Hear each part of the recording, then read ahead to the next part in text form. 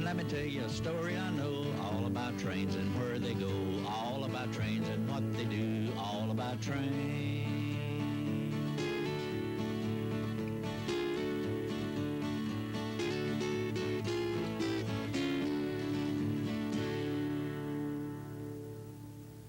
Last time on All About Trains, we took you from a bare-bones tabletop to what you see before you today. After deciding on the type of scenery we would build, Keith and I made the basic shapes for the hills and the riverbed using a process called hard shell. We then covered that with a thin layer of ready-mix joint compound. We applied our rocks, then fixed the whole area with a mixture of white glue and water. And now we're ready to apply the ground cover. I think we're about ready for the road here. How are you going to get that? It's so low. How are you going to get it to come up to this? Well, that's real easy. All we need are small strips of cardboard that will kind of act as a transition to work our way up to the level of the track. See how that's kind of acting like a stair step? Mm-hmm. And you can see we'll put a layer of plaster over this, and that will act as a nice transition across the road, and we do the same thing on the other side. Okay. Okay, just go ahead and glue down the road. Don't need a whole lot, because remember, we're going to put some plaster on top of that and smooth it all in. Okay, first layer of cardboard. Just press it into place.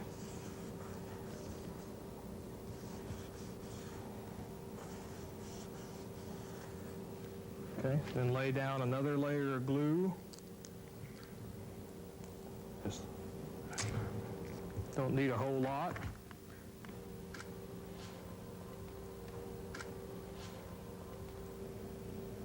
Now for the next layer of glue, just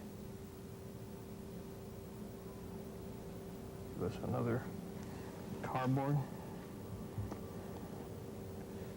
And the next layer. And the last layer. How thin is this cardboard? Can I use something real thick? This is the cardboard that you gave me, Chuck. Oh. All we need to do is make it match up. Okay, well, just shirt cardboard. Pretty thin. But we use multiple layers because the key thing is that matches up to the track. See right in here? Mm-hmm. That's what we're matching up against. Okay. Okay, we're ready to put the plaster on here, and we'll use a rather wet paintbrush to smooth this out. Okay, the reason for the wet paintbrush is we don't want any brush strokes to show. You just go ahead and smooth it on out. In fact, you can probably see the shape already.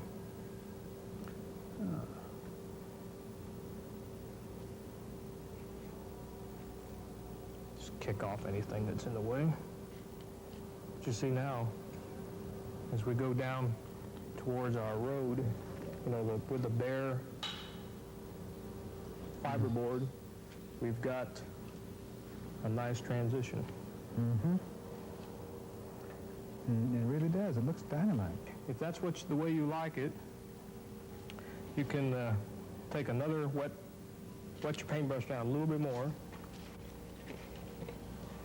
smooth it off again. See the brush strokes disappear? Mm-hmm. Unless we got a hole right there. Yeah. Pothole, right?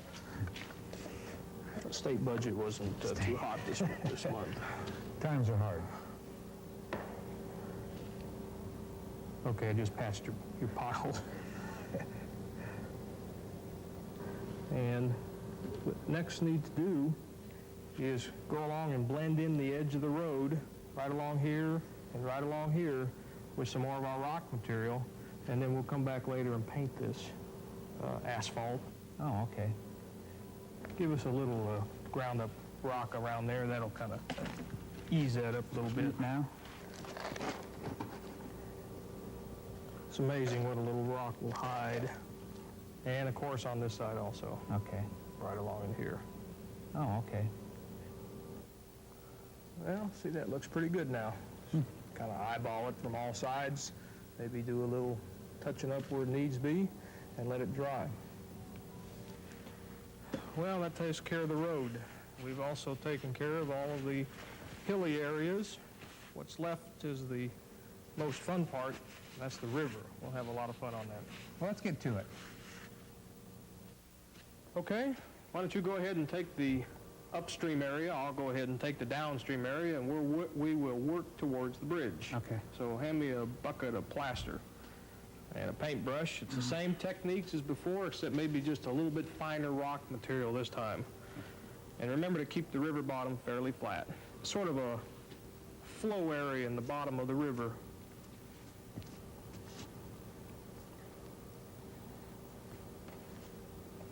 Remember to soften up the real hard edges that are right along here on both edges of the bank. But I'm going to hit some of the scenery that I've already got up there. That's okay. It's been glued down. It's pretty Okay. solid right now. Okay.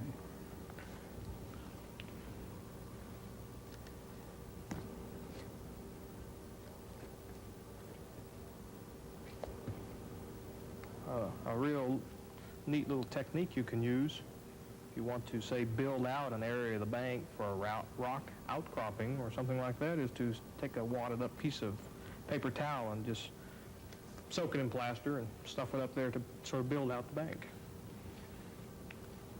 In fact, hand me a piece of paper towel. Okay. How about that? That's fine. Okay.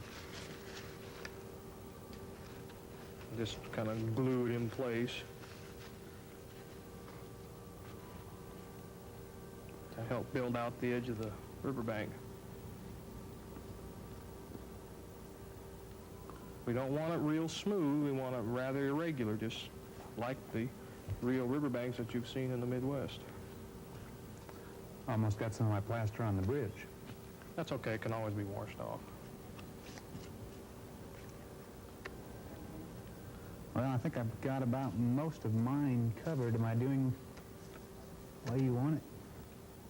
It looks good to me, but I mean... Does it look right? Yes, but... Then it certainly will look right to me.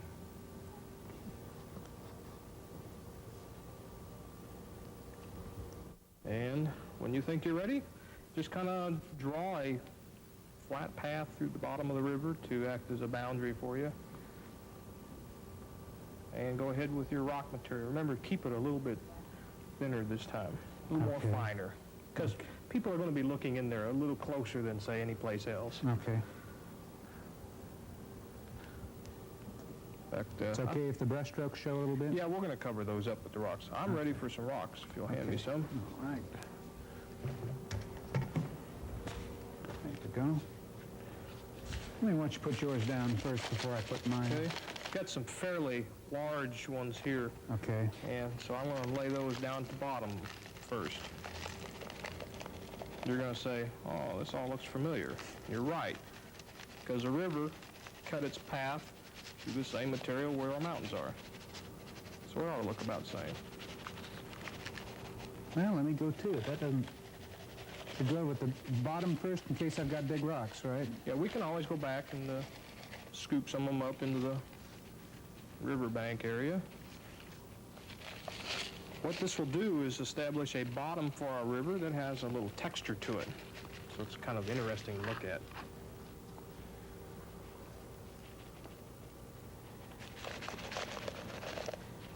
Okay, now I've got a little bit of a straight up and down on one side here, so should I just take what I've got on the bottom and try to pull it up like Right. before? Mhm.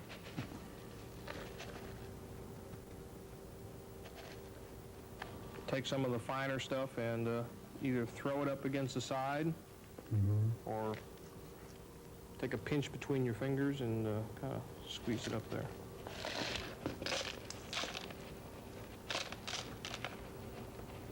That's it. Good.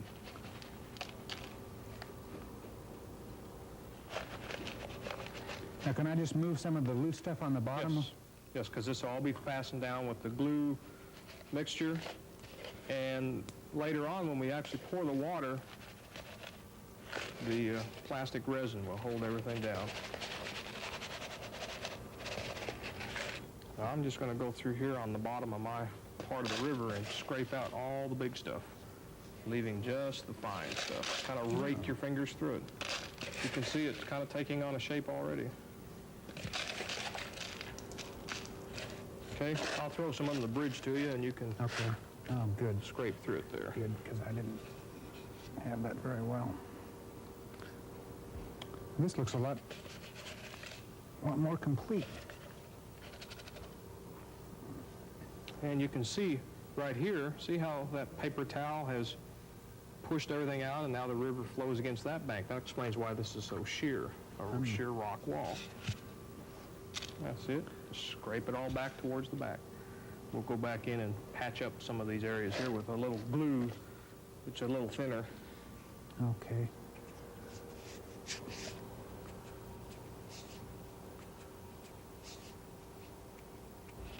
Yep. Starting to take shape already, isn't it? Yes, it is. This doesn't take very long, so I'm going to finish it up, and we'll move on to something else. What would you like to do next? Well, you've been threatening to do some painting. Looks like we're ready to start with that. Let me show you why I use oil paints, Chuck. I thin them down with turpentine into a very thin wash that just flows along the rock. I don't paint it. I stain it. Use 4 or 5 different colors to give a very random, natural appearance. Any particular colors to use for that? Just a dark earth tone or just an earth tone, period? The umbers and the siennas are the ones that I prefer. And you can see very quickly it's soaking right in. Mm-hmm. It's just oil paints and thinner. You can just touch it on. The rock material will just soak it right up out of the brush. That adds another dimension to it that I hadn't thought about. What I'm going to do now is switch to a different color, which is a different color of brown, and go in under the bridge, because no reason for the rocks to be all the same color. Notice how it's blending in now with what I've already put down. Mm-hmm. And there's nothing wrong with leaving certain areas just the way they are. It's the natural rock color that we've been using. What you want to avoid, though, is spots, where your paintbrush dribbles. Use it to touch up any of the plaster that's still visible. And that's all there is to it.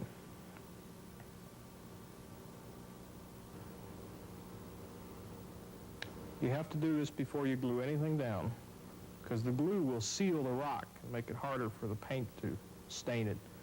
Switch over to another color and just keep right on going. Now this looks very dark right now, but when this turpentine dries, it'll be very light. That's why I say you can leave the natural rock color just the way it is in some areas. It doesn't have to all be painted.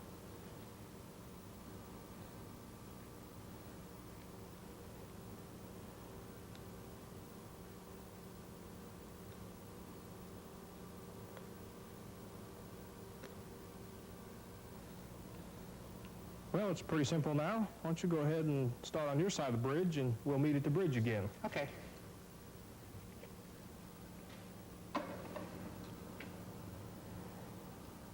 Don't forget to paint the bottom of the river bottom. Okay. All right, all the way across? Mm-hmm. Here, try a little of this color. Okay.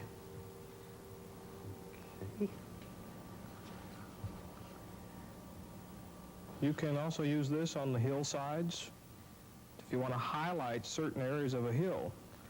Let me show you on a hill over here. Okay. See how I'm highlighting the edge of this cliff or hill face here? You can spend as much time or as little time as you want on this segment of it. Keith, what's next? Well, we can start in several places, but I always like to start with the ground-up foam. We need to turn this barren wasteland that you have created into the Midwest that you remember with the green hills. The best way is to use some of the ground foam that we picked up at the hobby shop. Let's pick out the package of green material. Okay, that's not green. There's some green. Let me pour out some of the green here so you can see it. just lays there on top. And the secret behind using this stuff is just like the rocks, a random distribution of the material. Using a little common sense as to where you would find the green. Now, Not everything is green, though. that's right. That's why we have several different shades of green.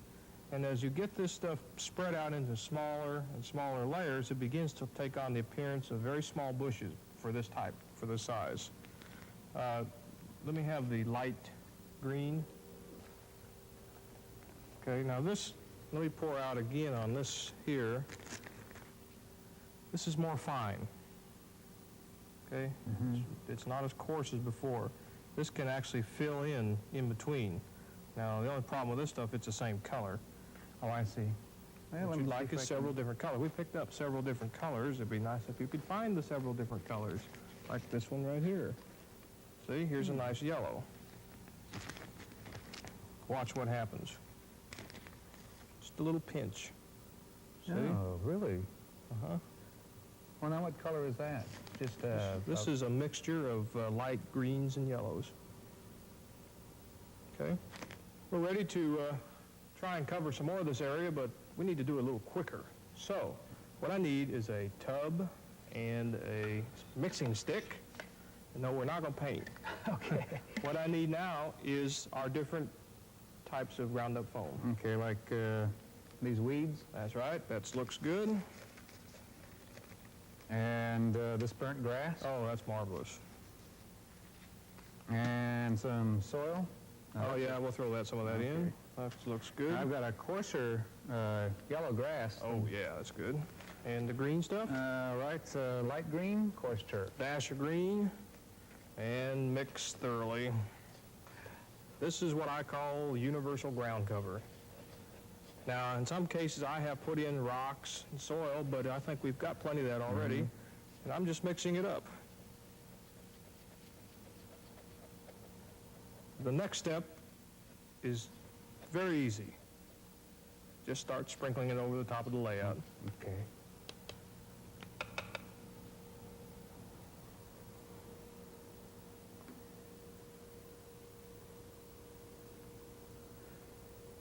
Now, what if I took a sifter? I realize that would hold out some of the coarse stuff, but wouldn't that put a more even coat over the top of everything if I used a sifter? We're not looking for evenness. We're looking for randomness, just like nature is.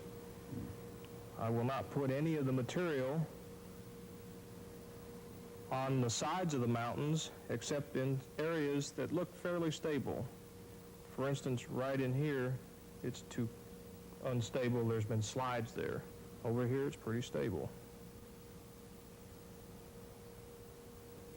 So like on the top of this mountain here, or I'm sorry, the rolling hills, since we're in the Midwest, I'm going to make it just a little bit thicker because it's got plenty of places for the rainwater to collect. Now all I need is some cattle. That's nothing wrong with that at I all. almost think there'd be a pasture. I have put down several different colors very quickly. Have not spent a lot of time. And as you can probably see, the contours are looking softer now. They're not, the sharp corners are starting to disappear. And the thicker that you put this stuff on, the faster those sharp corners disappear. This doesn't take very long, so I'm going to finish it up. It's like rolling dice. Just roll the dice, Chuck.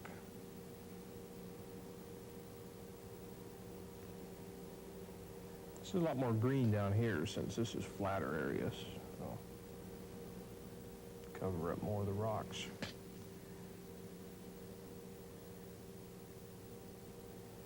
And we'll move on to something else. Well, what do you want to do next? Well, I'd kind of like to do the river. Okay, well, we need to detail the bottom of the river first. I didn't bring anything to do that with. But we have the lichen, the ground foam, and the twigs that we picked up. Let me show you how to turn those into some really neat-looking shrubs. Okay. This is just an ordinary piece of lichen. However, it would make a better-looking bush if we simply spray it with some spray adhesive and then sprinkle some of the ground foam over the top of it. Makes a much more appealing and interesting looking bush.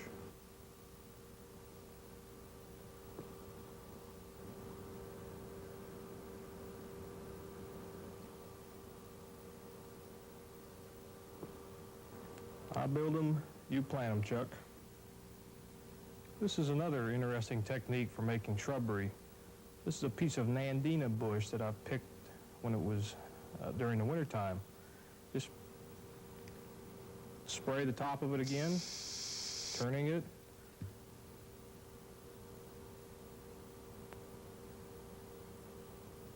Dip it into a bag of ground up foam.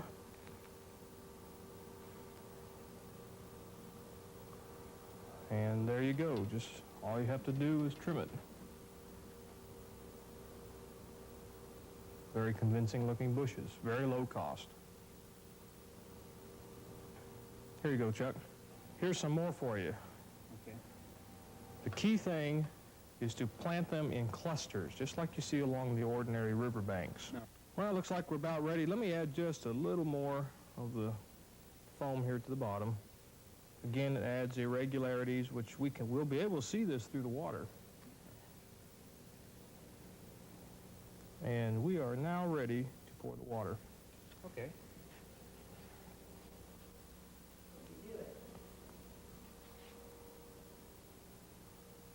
Okay, all we need for water is epoxy resin, which we're going to mix with equal parts of epoxy hardener. I'm going to use this stuff clear because we're going to simulate a Midwestern stream, which is probably fairly clear. Is that right? Yeah. And need to mix these up thoroughly. This material will dry clear with a very high gloss to it. That's what gives it the appearance of water. This is going to take like a day before it sets up real hard. And you always want to check your bottles to make sure that you have put in equal amounts. And I'm a little off, so let me add a little more here. If you put too little hardener in, the material may never harden.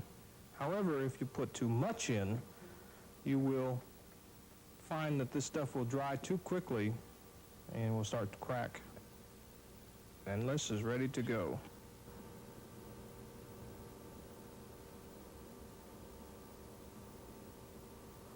Okay, Chuck, I want you to continue the pour on your side. Just, Yeah, it'll seek its own level. Don't hit the bridge. right. And I'll poke some more under there with a stick. Okay. Should I come back after I get down to the end? Yeah, come on back and poke that stuff under the bridge with a stick.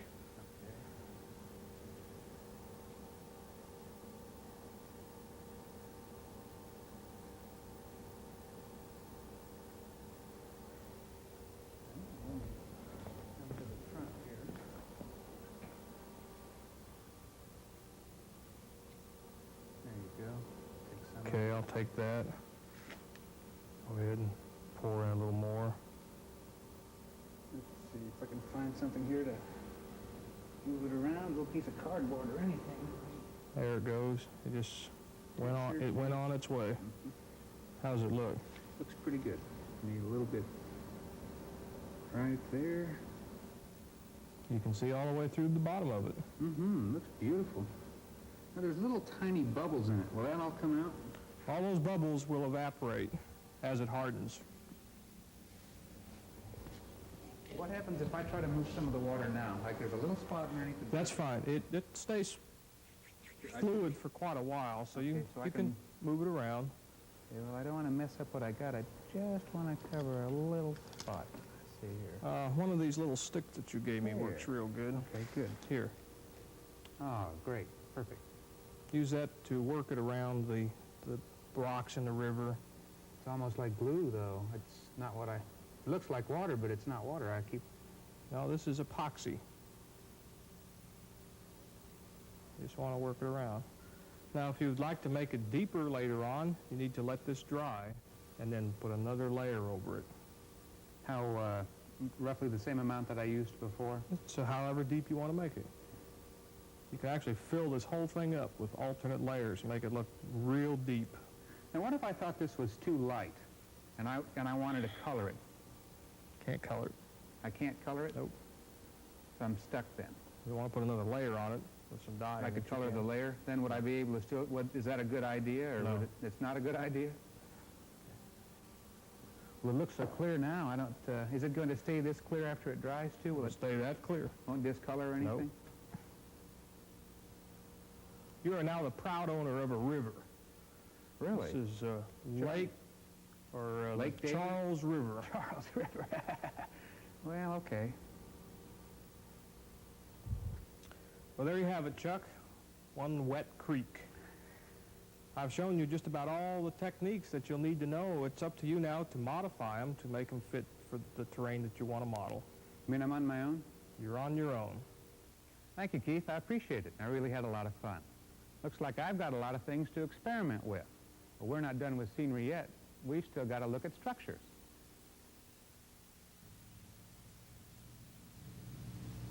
If you have questions concerning your particular layout's applications, visit your local hobby shop. They'll be happy to answer your questions. It is excellent for all age groups. It is adaptable. You have current events. You have many, many programs that I'm fond of.